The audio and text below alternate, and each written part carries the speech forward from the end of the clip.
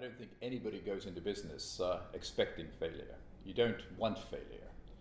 And I think it's also fair to say that most people, when they fail or if they fail, will draw a lot of lessons. Whether or not these lessons are, whether or not that's an excuse afterwards for sort of explaining that something good came out of the failure or not is almost irrelevant. What matters is that a failure should not lead to a person being somehow stigmatized. There is absolutely zero guarantee of success in business, but if we don't have here in Estonia, and for that matter elsewhere in the world, if we cannot find people willing to start up businesses and take risk, as it were, we would not have an economy. There would not be, the world would not have developed the way it has. So everybody who basically goes into business needs to understand that there is always the risk of failure, and needs to understand that failure should not be the end of the road for them. It's just another step along their progression as an entrepreneur. I think one of the reasons why the US economy is so incredibly dynamic and innovative is the fact that in the US, much more so than in Europe, this is something that people have understood. Nobody holds failure against an entrepreneur, against the businessman, if the failure has been entered into in good faith, i.e. there is nothing unethical about it, and if the person basically can explain reasonably, explain logically why he did or she did what he or she did, which then led to failure. If you go into something stupidly, make illogical mistakes, then nobody's going to pat you on the back and say, "Well done." You don't worry about the failure. You have to take full blame for that. But if you go in with well thought out ideas and concept of what it is you're trying to achieve, the ones that nobody can fault in a sense at the time, but then for whatever reason it doesn't work out. Well, that's what learning is all about. That's what business is all about. As I said, I think one learns from life. One learns from success. One learns from failure. The idea that failure teaches more than success, is questionable, but it teaches. So it's all part of this life that we have to lead as entrepreneurs.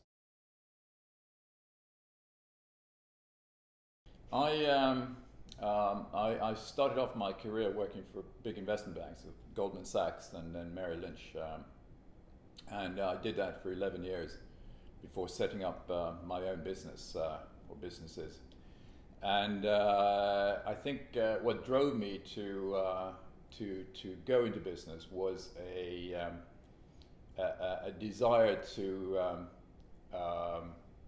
have a little bit of adventure in my life and have a little bit more control over my life. It's wrong to assume that an entrepreneur will always make more money than you can make employed by somebody else. In fact, probably if somebody did a study, I haven't seen, probably these studies have been done, then probably entrepreneurs by and large make less money than successful individuals within larger corporations, developing their career in a larger corporation, because of course in setting up your own business there is no guarantee of any income, as it were. People tend to look at the successful entrepreneurs and then extrapolate, say this is what all entrepreneurs are like. Well, of course that's not the case. A lot of people start off, try something, it doesn't maybe work out, and they go back into employment. That's probably what most people do. Those who don't give up, they're the ones who probably have the biggest chance of eventually succeeding and becoming a so-called successful entrepreneur. The ones who maybe fail, try again, maybe they fail again, and they keep on trying until they succeed. They're the ones that one day newspapers then write about. I think the idea of going into entrepreneurship simply because you want to make money is not right. There have to be you have to have other ideas driving you. And in my case, it was really, I wanted to do it specifically here in what had been the socialist part of Europe, somehow be part of rebuilding it after the mess that was left after decades and decades of socialism, on the one hand, and on the other hand, I wanted to feel that I had more control over myself and my life, and that's what did it for me. When I look back, I think I see my business sort of ventures as somewhat cyclical. There have been times when things have been going extremely well, and there have been times when things have been extremely difficult. And the challenge has always been to survive the difficult times and make the most of the good times. And looking back, I think, like everybody, when you look back, you can see how you should have done things better, differently, whatever. In the sort of business I'm in, where we invest in a variety of different other businesses, of course I have my fair share of sort of total failures. As you were implying earlier on, when I look back, I can see what the mistake was, but I certainly didn't see it at the time. So I'll give you some examples.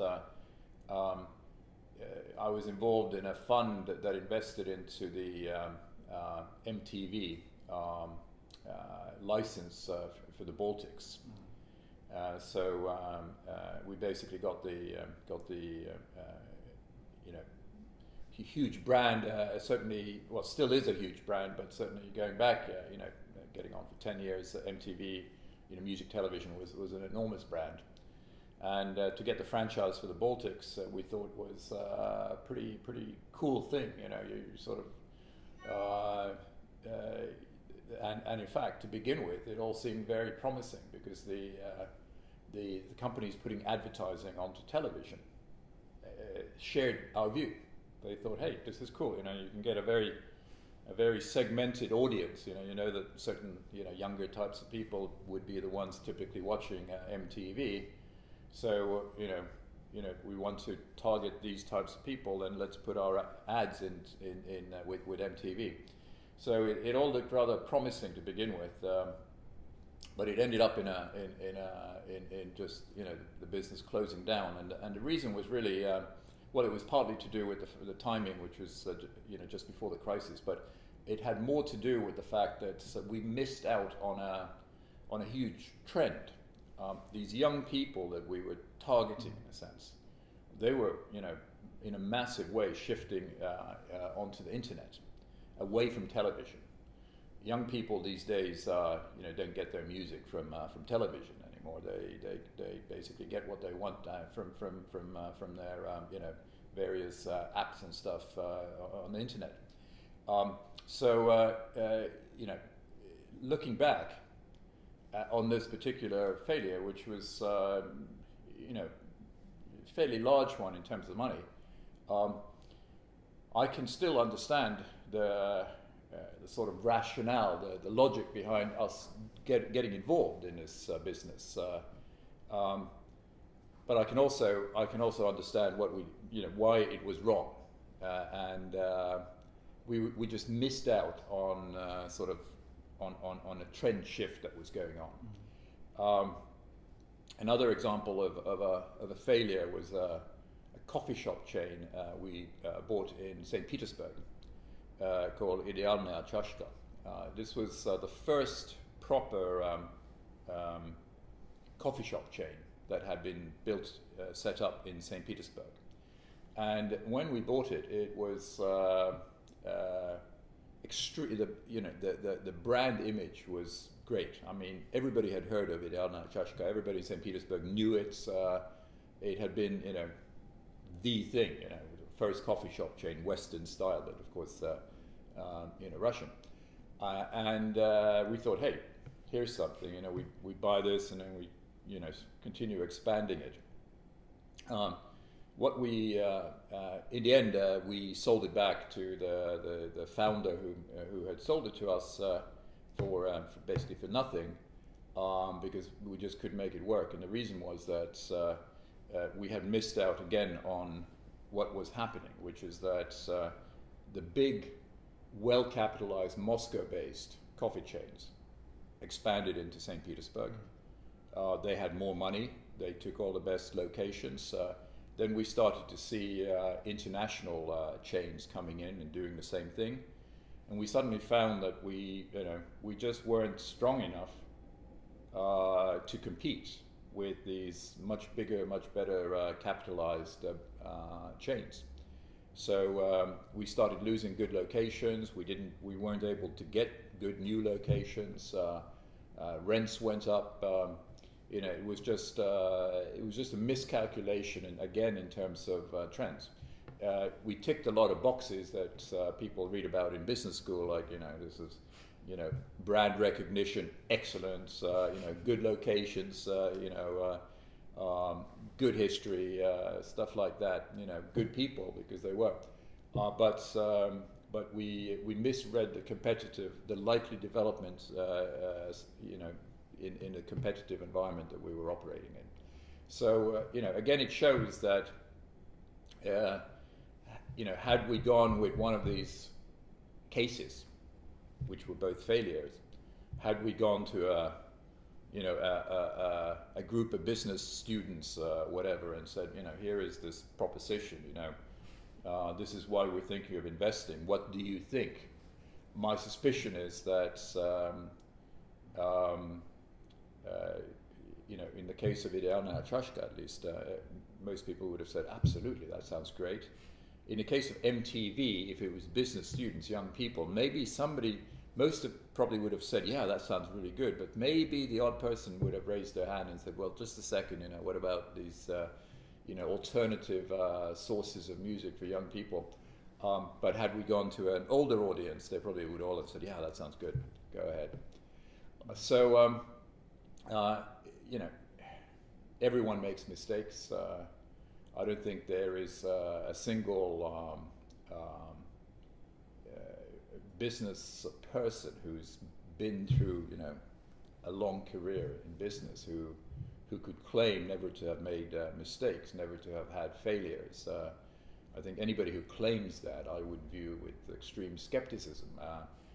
Obviously, some have had more and some have had less, but the ultimate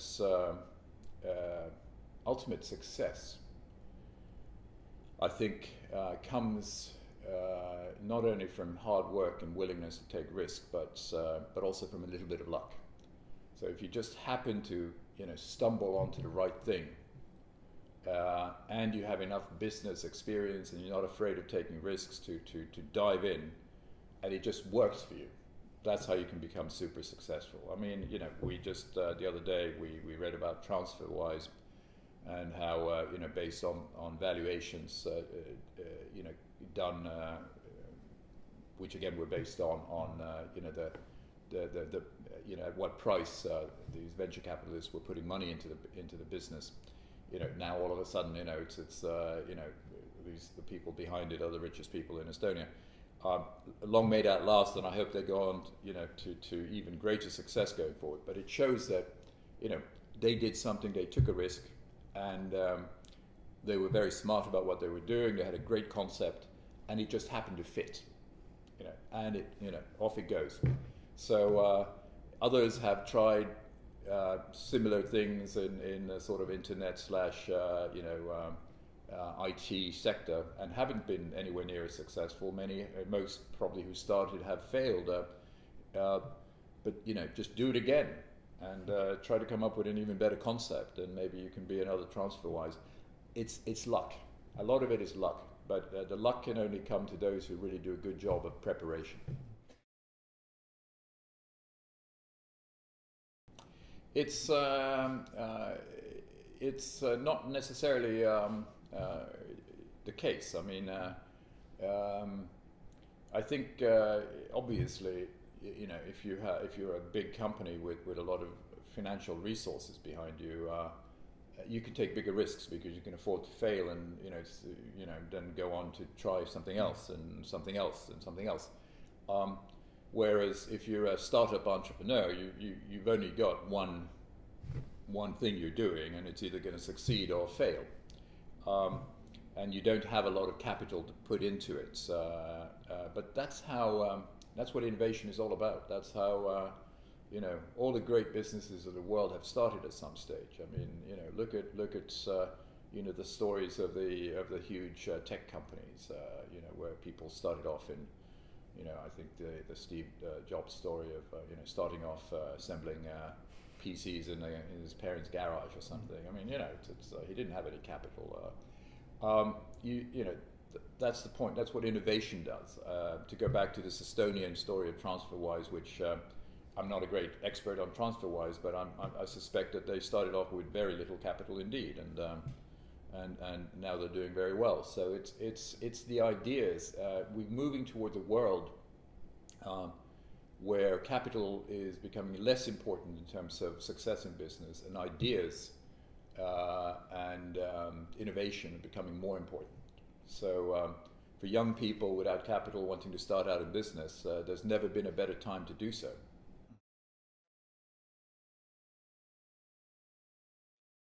You have to do business in an area that you feel comfortable with, that you feel that you understand, that you find interesting, and so forth.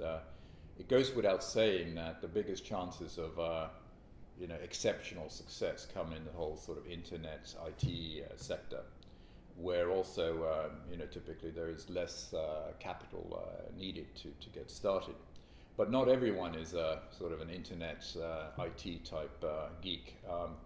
A lot of people are good at other things and find other things interesting, and maybe don't find the internet and IT business interesting at all. They should not try to go into internet and IT. They should try to go into something that they themselves are good at. You know, start a you know, a shop with a new concept, and if it succeeds, you set up a second shop, a third shop, a fourth shop, or you know, try to create some you know, product that's that meets a particular gap in something that you're familiar with, and so forth. You know, the beauty of the free market, the beauty of of capitalism is that everything is possible. You know, it's just a question of figuring it out. Nobody has the answers. Nobody knows where the next big success story will come from, because it's in the head of some entrepreneur somewhere, maybe sitting in the Ärikatel seminar. You know, he's sitting there and listening and developing this idea, and maybe 5 years from now, this individual will be the big success story. You know, I don't know. We don't know. But people should go with what they find interesting, and you know, if you have something that is really interesting, if you're able to present it well, when it comes to capital, there are always providers of capital who are looking for good ideas. So, you know, capital is available. Again, maybe less so here in Estonia than somewhere like Silicon Valley, but it is available even here in Estonia. So people should not be afraid of capital. If they have an exceptionally good idea, they'll probably find people to work with them and provide capital, and just like TransferWise did. You know, go with what you find interesting, go with what you know and feel that you are good at. Again, there's no guarantee of success, and you might well fail, but then try again. And you know, and I hope that the system here will change so that the ability to raise capital for new startups will not be hurt by the fact that somebody maybe has failed in the first attempt. And that maybe even some of these providers of capital will feel that maybe the individual has learned something from that experience.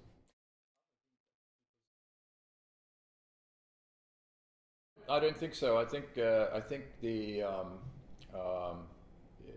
this idea is probably very much driven by the media, especially here in Estonia, but you know, to some extent elsewhere as well.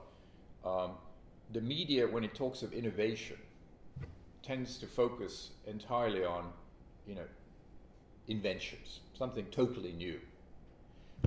In fact, economic innovation is actually just a continuous process of doing something even better, doing it more efficiently. You don't have to invent something new, you just have to find a way of doing what's already being done, maybe a little bit more efficiently. Maybe this requires you working harder or coming up with ways of organizing the work better or something. But there are always opportunities to do what's already being done better and more cost efficiently. I think retailing is a great sector for people to start up businesses in, because retailing, whether it's street level shops or e-commerce or whatever, is a way of sort of intermediating between producers of products and buyers of these products. And I have no doubt at all that there are enormous, or the sector of retailing sector will continue to go through massive change as we go forwards. So there is going to be plenty of opportunity for new ideas to be tried out. They don't have to be on a mega scale like Amazon was, which was the first big e-commerce retailer. But they can be, on a much smaller scale, where somebody sets up, shops to sell some specific product that they believe is people are going to be more and more interested in. I mean, for example, ecological foods is something that's 10 years ago nobody cared about very much, and now it's now there's much more interest. There is so much opportunity around us. There is no lack of opportunity. It's just, what you have to do is you have to figure out where's my little niche in all of this opportunity, and then go and do it. And if we have enough entrepreneurs here in Estonia who do that, the economy here will become more and more efficient, and that's what's going to drive the catch up with Western markets.